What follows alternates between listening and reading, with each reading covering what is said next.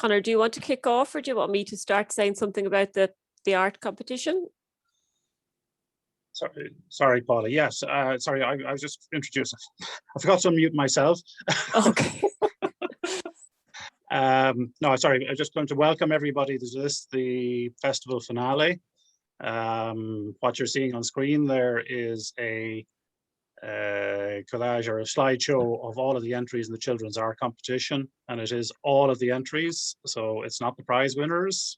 People are getting excited. We'll be announcing the prize winners in a little while. So you're all very welcome. Just showing this while we allow people a little bit of an opportunity to log on and follow what we're doing. So it's been a busy week. It's been a fantastic week, and I think in the main the technology has worked reasonably okay. I'm sure at times we've had our hiccups, including tonight at the start of the meeting, I think. But anyway, so we've, for those of you who've logged on to the various events of the week, you'll have seen we had an extraordinary breadth of content and top quality content. There was literally something there for everybody. So without further ado, I'm going to hand over to Paula, who will tell you about the art competition, what they did and how they reached their decisions, and to announce the winners. So Paula, if I might Thanks. ask. Yeah, thanks, Conor. Thanks. I've been coordinating the art competition on behalf of Harold's Cross Village Community Council. And I hope you've been able to look at all the great artwork around Harold's Cross over the last couple of days in the park, in Harold's Cross Park, in Mount Argus Park, and in some of the shops. Thanks to all our business owners who allowed us to put those up. They've really brightened up the days for everyone who's seen them. And I know so many people have told me they've really enjoyed seeing all the children's artwork. It's just fantastic. And you can see how incredibly high the standard is. The theme was biodiversity, and we've amazed us with all the vision of plants and flowers, rivers, lakes, forests, mountains, parks and ponds, all the different forms of wildlife locally and globally.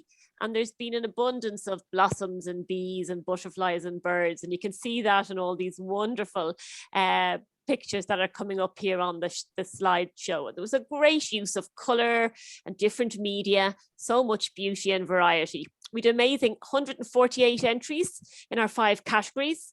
And we've a first, second and third prize in each category. The prizes are art and hobby shop vouchers. And we hope you'll be able to buy new material to keep up your great artwork. I'll be in touch with the mums and dads and teachers to get the prizes to you and to get art back to parents and children as well.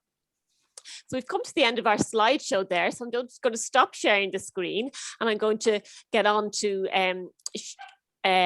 share my a new screen, which has got all of the details about the winners. Can you see that there now, the PowerPoint? Yeah. Okay, I'm going to just do the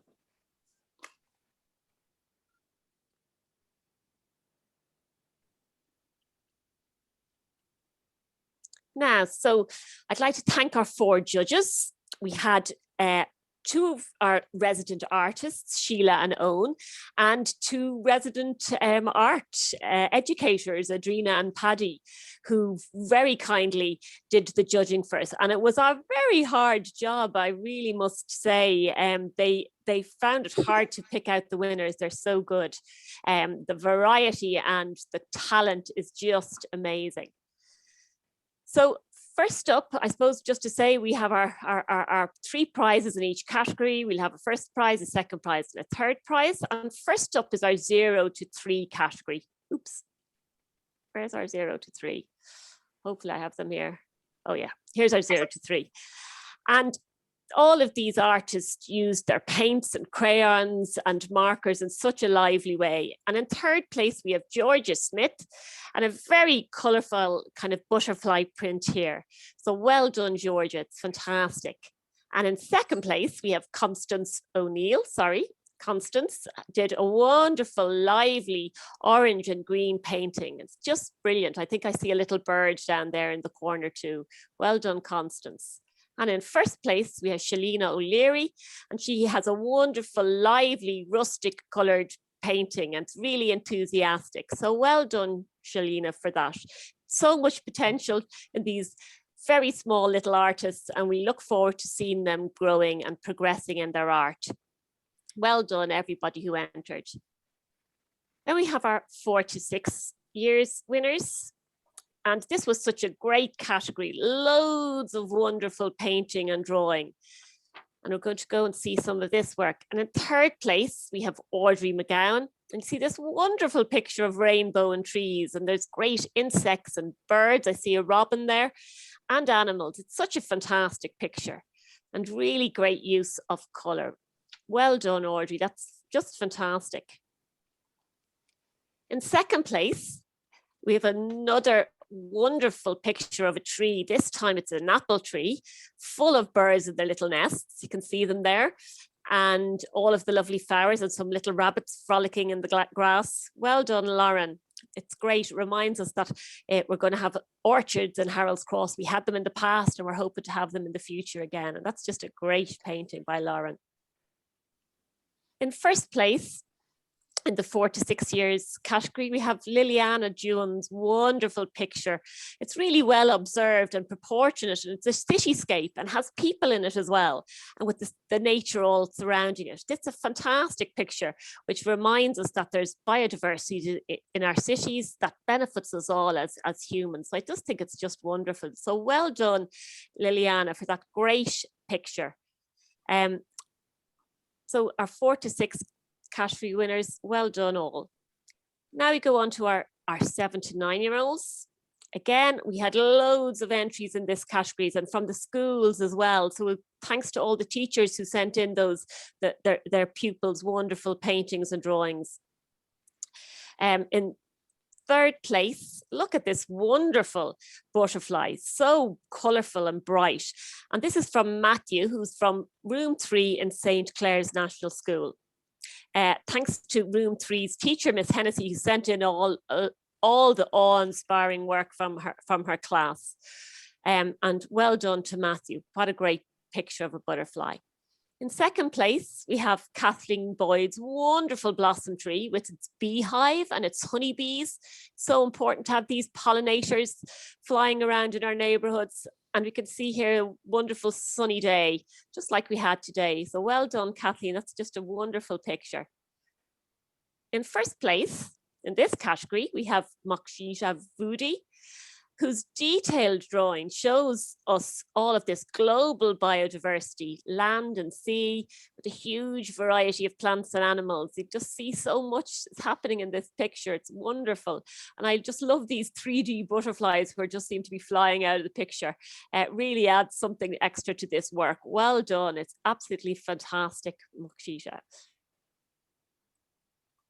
Now we move on to our 10 to 12-year-olds. And oh my goodness, the standard was getting, so high that the judges in this category really struggled to make their decisions. They commended a couple of artists who they thought were really original. Saoirse Reardon, who imaginatively used twigs and leaves and blossoms to create an artwork. Siún Griffin drew a brilliantly observed owl, and Adele McHale, who did a wonderfully colourfully executed butterfly. Well done all. They also awarded 2 third places, one to Saoirse from room 5 in St. Clair's for her fantastic picture of a fox. I think we've all seen these guys roaming around Harold's Cross. I've certainly seen tons of them roaming in the park and running around at night, and sometimes even the day, I must admit. And also sharing joint third place in this category is Sasha, and she's also in room 5 in St. Clair's. What a great picture of a robin singing by the River Poddle, I'm sure. And then in second place, we have this wonderful picture of another bird, this time I think a curlew, and a great drawing by Isabel Block Morrissey. Just look at the detail of the feathers in this painting or picture. I think it's a drawing, or maybe it's a crayons. It's fantastic. Well done, Isabel, for such a fantastic, wonderfully executed drawing of this curlew. First place in this category is Joshita Vudi. And Joshita's picture incorporates both the human, animals, flora and fauna so seamlessly.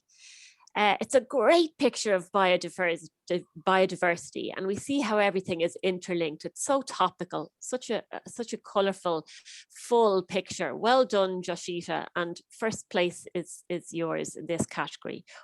So well done to all our 10 to 12-year-olds. A brilliant selection of paintings. So our final category, our 13 to 15-year-old category. Again, here we could see some really brilliant painting and drawing and some great sentiment. In third place, we have Christina Pockrell, who tells us to look on the bright side. And I think this captures how much we've all come to appreciate nature in the past year. And here we have a lovely sunny day. And I think it's a mum and a daughter looking out. So just a great sentiment in this picture. In second place, we have this stunning picture from Katie Casson, which captures how humans and nature are intertwined and how we're dependent on biodiversity. I love the tiger stripes in the hair here. It's a very clever drawing. Well done, Katie, for such a great picture. And finally, in first place, we have Sive Brennan's wonderful picture of a tiger, an endangered species. And this is a really great textured painting. There's a special first prize in this category, and Sive will receive a place on our judge, Sheila Flaherty's Art Academy art club. And also receive a full pack of materials for that art club. So that's a great prize, first prize in this age category. And thanks to Sheila for giving this wonderful prize.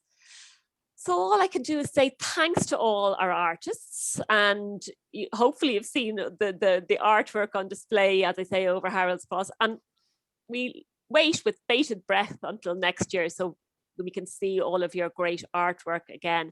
And well done everyone who entered. You're all prize winners in a way, because of the quality of your drawings and such that you've given such great joy to everybody in Harold's Cross over the last couple of days. Well done, everybody.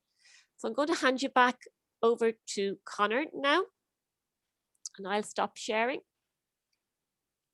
Thanks, Paula. Yeah, thanks, Paula. That's just fantastic. I mean, what an amazing array of talent, and it's just so fantastic to see the level of participation that was there from the kids. The only negative point I would make, Paula, is that I see that a number of the paintings on the railings have been slightly defaced, and that's really unfortunate. But it's lovely to see the artwork around the railings, around the shops, around Mount Argus. So if people haven't traveled around to look at those, please do so. It's a great effort by the kids, and I think it's fantastic to see it, and it lifts the neighbourhood to look at all of that. So at this stage, that's the art competition. I'd like to move on to one of the items that I think captured the imagination this week in many ways, in many places, and that's the Pandemic Pets competition. And to introduce this, I'm going to hand you over to Rob Chester from Dublin City Council. Over to you, Rob. Thanks, Connor, and hello everybody who's tuned in. Just before we get to Pandemic Pets, I just want to say thank you for all the work your team, Tony, Connor, and all the team have put in this year on what is an unusual festival. I think this is my 7th festival, I think, maybe 8th, certainly 7th. I know it was a little bit difficult for Tony this year. He had some trying circumstances. But that said, I have to say I'm really surprised at the strength and depth of the festival. I suppose I was a little skeptical about the online version of the festival but history probably tells me that I shouldn't have been. Your team has worked extraordinarily hard, and Dublin City Council and our community team, we're delighted to support the festival in this format. We would love, obviously, to go back to an in-person festival next year. I'm sure most of you would agree with that. Great pity is I think there's been great learning this year. Certainly, I've learned a lot about how to do this and do it well online. So congratulations to you all. And I'm just, in terms of Pandemic Pets, I suppose Pandemic Pets is another version of our community dog show. You'd normally see us in the park during the festival. I suppose I really couldn't have done it on my own. It's as simple as I got onto our community dog show coordinator, Edel. I put it to Edel, would she be interested in doing something online instead of our in-person one? And she completely ran with it and has been absolutely heroic in pulling it together for us. And I have to say that I'm greatly, I would say, moved. I never thought I would say this about a pet show, but I've been greatly moved by the entries, some of them, and the honesty with which some people spoke about their pet in general, but their pet in relation to the pandemic. It was called Pandemic Pets. We didn't maybe realize the effect that the pandemic has had on people and their pets. And this very much came across in a lot of the entries. And as I said, when I first got the spreadsheet with the entries, which was a vastly more than we ever thought we'd get, as I said, I found some of them actually quite moving. So I'll wrap up and hand it over to Edel now. Congratulations, Conor, to you and the team, and Tony and all the guys. I hope to see you all in person starting in the new year. I'll be running down to an in-person meeting next year to plan the festival for 2022. So without further ado, here is my friend and dog show coordinator, Edel Swords. Hello, everybody. Good evening. Thank you. Thank you, Rob. Well, we had over 200 entries. We had rabbits, dogs, cats, turtles, bunnies, turkeys, chickens. Rob, what am I leaving out? Tortoise. It went on. It was so hard. We had so many entries in 2 of the dog classes that we actually had to split them. So in our pandemic pooch, we had to divide it into the boys and the girls. So we had extra prizes. Our puppy bitch class, I think, had around 50 puppies altogether. So again, we gave 2 seconds for that. It was just so hard to call some of these classes. It was lovely. And thank you so much for sending in all the entries. We really did appreciate it. And thank you for the support. We should start. Oh, sorry, just to say, we did get some late entries that people were worried that we didn't see. We saw them all. We went through them, and actually we went right up to after 5 o'clock in case somebody had some extra entries. And we actually ended up with a winner that applied at, I think, 3 minutes to 5 on Friday. So don't feel you were left out or anything. We even had collies that paddleboarded up the Dodder, or it was just fantastic. So thank you. Neil, or do you want to put the slides up and we'll see who won what? We could start with the puppy bitch. Would that be possible? Yep. Okay, so our winner of our puppy bitch was Nancy. If you just go down a little bit, I'll just say some, or maybe up. Apologies, up. Thank you. So Nancy is a wire-haired dachshund. She's 7 months old. She likes going to the park. She's not a fan of walks, but she likes the dog park and Marley Park. She loves cuddles, belly rubs, watching TV, and her favorite treat is a carrot every morning. And she loves to go up the stairs and wake up her brothers and sisters with kisses. She was also adopted from the DSPCA. And if you go down there, you'll actually see how cute she is. So on Friday and Saturday, we actually had the opportunity to go around with some of the prizes. We didn't get everybody's prize, but we met Nancy's little sister there, and that was her with her little prizes. So that was nice. And then we had our 2 puppy bitches. So I think if we go down, we're going to see, is it Frankie, the Old English sheep or bulldog? So she was only 5 months old, and she was the one that put in her entry at 3 minutes to 5. So she eats everything. Her paws are the size of boxing gloves, and she's so gentle. So that's the little one there. And then we had our second one, which was Luna, the Frenchie, who took a selfie at our Harold's Cross poster, which she doesn't look too impressed, but there she is. So they were all our puppy bitches.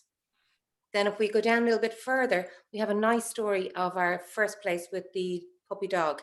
This is Loki. Now, Loki was born in December, but unfortunately, the mommy dog basically couldn't look after him. So the girl who was doing her veterinary nursing in UCD, decided to take him home, foster him and make him a little bit bigger. He ended up being a foster fail. So he now lives with an older brother, George, and they're happy out, but he really was touch and go for a while. Look at the size of him there now. It was nice. It was a lot of love went into it. So that's Loki. And Loki's runner-up was, there's Loki getting his prize, actually. He wasn't handing it over, look. So that's Loki. Joey the boxer.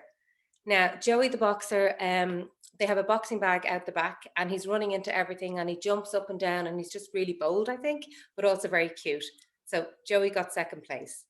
And then this is our pandemic male pooch. So we have Hilly and D'Angelo. So these two, they're locals, I believe, in Harold's Cross. And you see the poor fella there? Yeah, he's nearly 7.5 and Hilly is 18 months. So they got their little treats today. So I think the owner was delighted with them. So you might see them on your walks in Harold's Cross. And hopefully we'll see them in person at the dog show next year. And then we had a second first place in this category, which was Hayley the Cockapoo. So Hayley was adopted, and 2 weeks while she was being adopted to foster, she ran out, she hates squirrels, ran up the road, broke her leg, and now has a titanium leg, cost her new foster mother €2,000. And then, of course, had to be fostered. And now she's living the life the last year in her new family. So there's Hayley taking in the sun. And then I think, have we got our veterans next, maybe? Oh, sorry, second place. So this is Socks with his sister.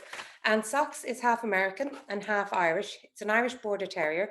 And Socks came from Seattle and decided to live in Dublin. He was the runt of the litter and ended up being the biggest. And he just loves his little sister, Ryan. And Ryan is in the photo there with Socks having a picnic, I think, in Phoenix Park. Then we have Tessie the Jack Russell. So Tessie is 15 years of age and she hates the postman. She hates walks. She hates other dogs. She hates cats, but she loves her family. So she's 15. So that's Tessie. Now I'm going to read the bio on this one. This is Maxi Lopez. He's 15 as well. And he was kidnapped for 24 hours. Would you look? And anyway, luckily he was rescued and he made his way back home to his mom and dad. So there he is in his nice little Gansey Nullick. So that's Maxi Lopez. Then we have, I believe, oh yes, we have our COVID. Is it our COVID kitten next? I think, and this. You have to switch over to another page. Second. So our COVID kitten was called Jackie Charlton. And Jackie Charlton loves hanging out in the kitchen with his granny making baking and hoping little bits fall on the ground and stuff. So wait till you see this guy. He's really cute. The name was great, actually. So you'll see him now. He's a big red fellow. There he is with his two sisters. That's Jackie Charlton. And then in second place in this class, I think, was Gambit, the office cat. What do you think? Can you see him? Keep going. He's there. How adorable, huh? So that's Gambit. So Gambit is now the office manager. Okay. And then next we have a very educated, our thespian is here. This is Luna, who was rescued from the DSPCA. And Luna, I think his mom is Italian. So he likes to read things like Cats and Macavity, and he likes opera, jigsaws, chess, and just relaxing. So a very sophisticated putty cat, okay? And then I think after Luna, we had Azura. Yes, and she was adopted from the Phibsborough Cat Rescue. So it's a nice little photo as well. The cat looks really healthy and nice. So with his flamingo. So that is Azura. And then we had, oh yes, you ready? I have to read this one out now. So Ivy is a turkey, okay? And she has arthritis. So she was only bred to live for a short time and was no longer able to fend for herself. So her mom, Justina, took her home, and now she resides in the shed, a big shed, I saw it, with a blind chicken called Claudia, a blind cock named Ray Darcy, an ex-battery hen called Melinda Morgan, who has an old leg injury, 3 rescue dogs, and some of the TikTok ducks, which the lady has taken in to nurse back to health and then hopefully be able to put them back in. She's made her shed into a safe haven for all the little doggy, all the cats, everything. It's like a menagerie up there. She has a heat lamp, a radio, it's just amazing. And she brought the turkey out to meet us, and she fed it pineapple, and oh, lovely. So here's Ivy. What do you think? It's not a selfie, Rob. That's Ivy. Hello, Ivy.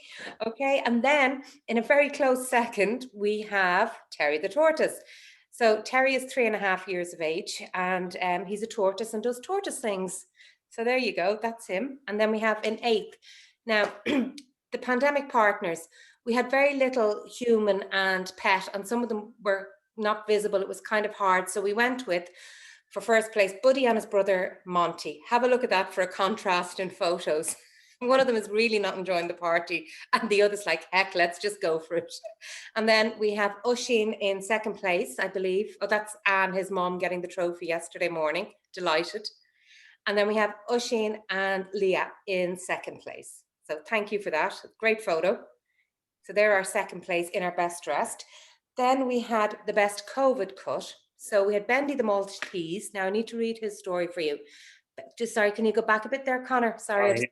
No, I just want to read it because it's Benji the Maltese Terrier. Benji had a tough year, more than most humans. He got into a serious car crash, causing his leg to break, and he lost part of his hearing. Then 2 months later, his brother then died, and then he lost weight because he missed him so much. But 2021 is looking good for Benji. He's much more cheerful now. He's gained his weight. He loves his new haircut, and he just loves treats and cuddles. So let's have a look at him there. Isn't he cute? Oh. Look at the difference. It's like Gok Wong before and after. You wouldn't recognize it, would you? And then we had another first we had in the COVID cut.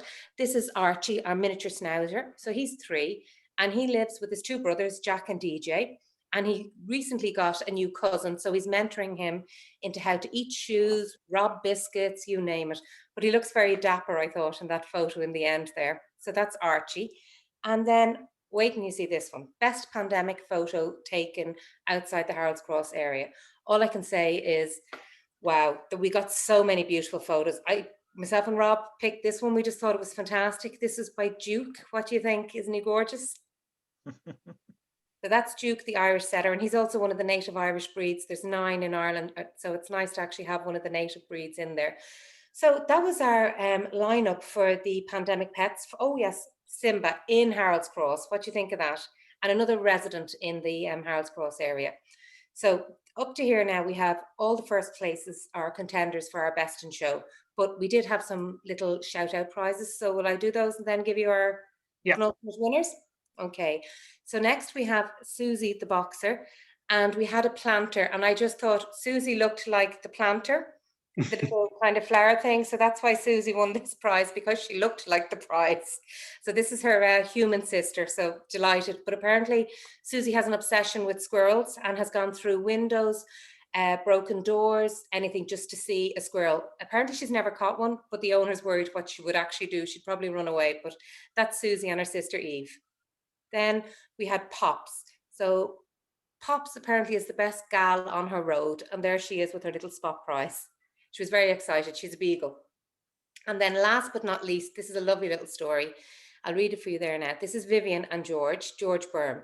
So our veteran pooch, our veteran pooch George was rescued nearly 3 years ago, and he has come into so much confidence and affection. They were delighted with him. Given that he's a senior dog of 12 years of age, they thought he'd be low maintenance, 3 to 4 foot walls. But little did they know, George had the mobility of a puppy. And within the first few months of lockdown, when they were working at home, George would regularly hurdle down the garden wall and ending up 3 or 4 gardens down after seeing a cat or fancying a squirrel on the chase. The neighbours are very understanding, but when I called the girl and she was there with her fiance, they'd actually had to build a whole set of walls on one side all around the garden, €2,000 to put walls up to keep George the senior. So if you go down there, wait and you... There he is. See him. It looks like butter wouldn't melt. He just looked like a doddry old dog. Look. And he's like, I don't know, a trampled steeple horse there doing the hurdles. So he got a little planter as well. So they were our spot prizes. So do you want to know who's our reserve best in show and our best in show? So yes. Will I call them out to you? Okay, so it was tight, wasn't it, Rob? Yes. They were all very happy. So with reserve best in show, we went with Benji. So that was the white little fella that did the COVID cut that was in the car crash. So he got the reserve best in show, and he got a beautiful rosette, a trophy, and all little bits and pieces. And then our winner had to be Ivy the turkey. So the COVID or the pandemic pet of the year, Harold's Cross 2021 is Ivy the turkey and her menagerie of friends. So that is it. And thank you, Neil, for all of that media. I really appreciate it. Thank you. And that's it. So thank you to everybody. Thank you. Thanks, Edel. It was great fun this year. More fun than I thought it was going to be.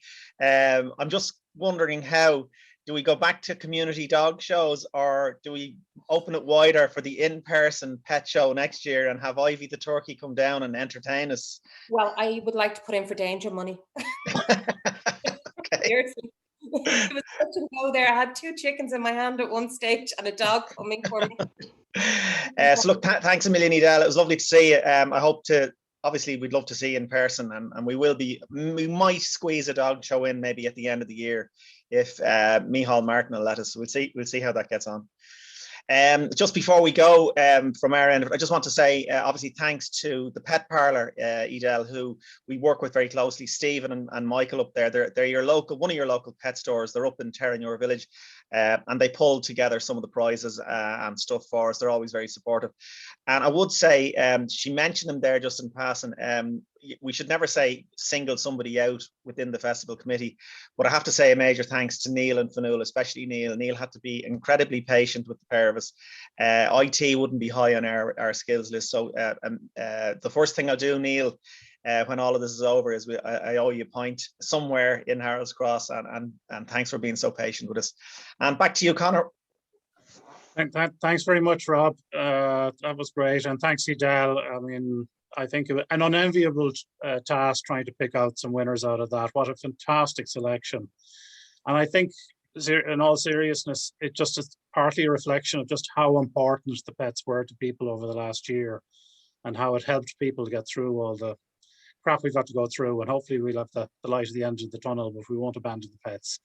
They're really important in people's lives. Here. Absolutely. So look, there was one other competition running this week, and people will have noticed a number of signs dotted around the village.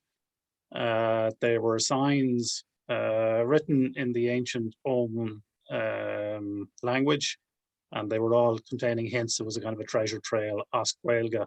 So I might ask Liam Benson to unmute himself and to come in and tell us a little bit about the trail and give us the identity of those who figured out the conundrum that was buried therein.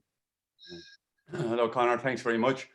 Yes, it was the idea of the Tory of Tashka, or treasure hunt, was to get people to engage on 2 fronts, to engage with Irish and also to take a look around Harold's Cross.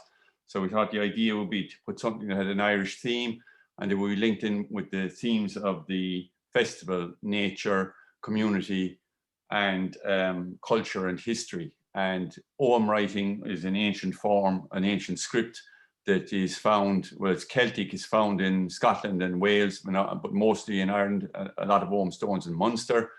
It is, in its original form, it wasn't really linked in with the names of trees and plants, but in its later iteration in the medieval times, it became it has 20 characters, and at least 10 of them were the names of trees, like Dar for oak, Sile for willow, Beth for beech, and so forth. So it linked in with the idea of blooming in its own intrinsic form. And so we just thought we'd put it up and make a shannuckle out of it and see what people came up with. And I'd like to thank the shops that allowed us to put a poster in their windows: the Spar, the Centra, the Century House, Shoppaling, and the Credit Union. So the 3 winners were Sive O'Doonling, Cora O'Dowd, and Leoden McMenamin. And they will get a €20 book voucher from Dubray Books, try and support local. So Viana has our Glor Maloga, Buintave Coalition Éla, August Tommy Don Vuikas on Éla, Chance of Hortoing, Kangalish and Gaeilge, August on Corsonoch the Yenov, August Tommy Glenaviric, begun in Gaeilge, a Corcum Keens and Art, August V, August Ta, Cuishta Éla Cross Harold on Faltic Rowan. So Tommy Don Vuikas Shen, August Fresh and Bawalling, Covron, Hiola, the Tony McDermott, the Aska boss of Grahar, Gotobishtuk, the Shinan Vronak, agus Dane and Tony on Uber done course not go there. Agus well, they shouldn't have made. So we're very grateful in Glormaloga for the opportunities that the Harris Cross Festival give us to promote ourselves and to try and base Irish in the area a little bit and give it some traction in the community as a whole. We're just starting off, and from the outset they have been very welcoming to us. Sinead. Part of that Glormaloga effort during the week was the great crack pop-up Gaeltachts that we had during the week, and it was good fun. So that was. Oh yes, actually, I'm glad you reminded me. I just want to mention Sarah McConmara from Glormaloga. She organised that, and she also helped with the posters. I'd like to thank Rob for paying for them. I also want to say thanks to Laura Burns from Glormaloga, who organised the Gaelic Games clip, and Kevin's GA Club Cumminbarra Cuivine, who were very facilitative towards us as well. So, and of course, my neighbours Clonny Vrian, who provided the traditional music, a very skillful and talented group indeed. Oh. Okay, folks, that is kind of bringing us towards the end of the evening and towards the end of the festival. We do have one more event though, before people think we're all done. At 8 o'clock tonight, there should be what I'm guessing is going to be a pretty wonderful interview with journalist Paddy Murray from just down the road, who's been interviewed by Alison O'Connor. Paddy has been a journalist for over 40 years. He's an extremely funny guy. He's been in some interesting situations, and I've no doubt that himself and Alison have had a great chat. And I suspect that will be well worth watching at 8 o'clock. But before we finish, I just want to make a few comments. It's been a long week. It feels like an awful long time since we had the HX Grow swapping their plants last Saturday week, 8 days ago. We've had so much since then, and I think it's generally gone very, very well. I think we had a little hiccup at the start of tonight on the technology, and apologies to that. I hope nobody heard anything they shouldn't have heard. But it was just a fantastic week with an extraordinary array of events covering art, history, drama, music, film, talks of various sorts, the Pandemic Pets competition, the art competition, the Ogham Trail, arts and crafts workshops, you name it. I mean, there was literally something for everybody. And I hope, even if people haven't got to watch the stuff live, most of them are available online for a while at least. And people should watch as much of it as they can. It's very hard to talk about this without going through some of the details, but I mean, I don't know where one starts, whether one starts with the drama, where you look at I think it was last night, was the Ode to Harold's Cross by a number of local actors who went to tremendous effort to find pieces to perform that were connected to the area. And I think it's a really, really wonderful piece, very, very well produced, and well worth a view and a listen. You had the poetry at the start of the week from 8 absolutely top-class poets. Wonderful, wonderful stuff. We had an extraordinary array of talks during the week. I mean, I don't want to list through them all, but I mean, the Judith Mock talk on Thursday night was extraordinarily moving, and I think it's well worth a view. The Tony Ward interview by Jack Murray, I thought was lovely, because I think it got to the personality of Tony Ward rather than the sportsman of Tony Ward. I thought that was interesting. Alison and Brendan Kelly had an interesting chat the other evening as well. Sorry, I should have mentioned John Horn, whose interview with Judith was just a masterpiece. And John is just so encyclopedic in everything he does. I'm going to get in trouble here, because if I list everything, I'll be here for ages, and if I don't list everything, I'm going to leave people out. So I don't know how you win that one. We had some fantastic music during the week. Liam has already mentioned the Clonny Breen. We had Pierce McLaughlin, Juan Jose Manzano. We had Maria Doyle Kennedy with the children of Maloga and Clairville schools. We had one of the first events of the week was Paul Noonan with his electric kazoo, which was great fun. And I wish wish I'd gotten a bit organized and pulled out the one song he did in particular, one song he did in particular, which was the Why is Harold's Cross, which was a particular song about the park and everything else, and it was absolutely wonderful. So we've had an amazing week. It's been hard work for those involved in presenting it. But there's been tremendous effort made by an awful lot of people. There was a big team of volunteers involved in putting this on air. And I think, you know, people can be very proud of the work and effort that's gone into that.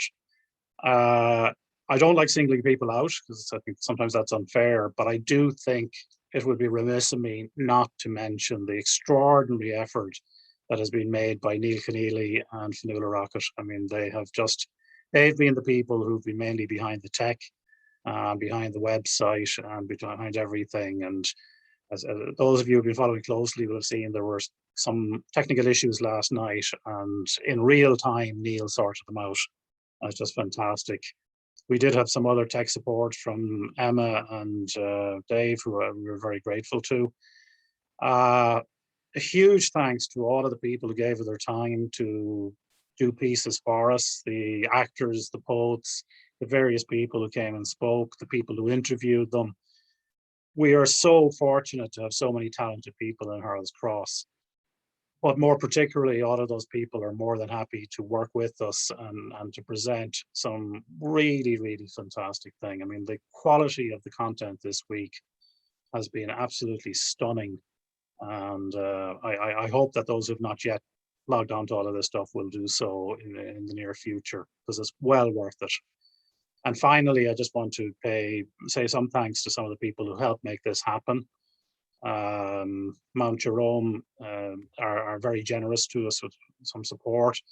The Harold's Cross Business Association obviously give us lots of support. And last but absolutely not least, the amount of support we get from Dublin City Council, not just Rob Chester, but the whole team there and various people.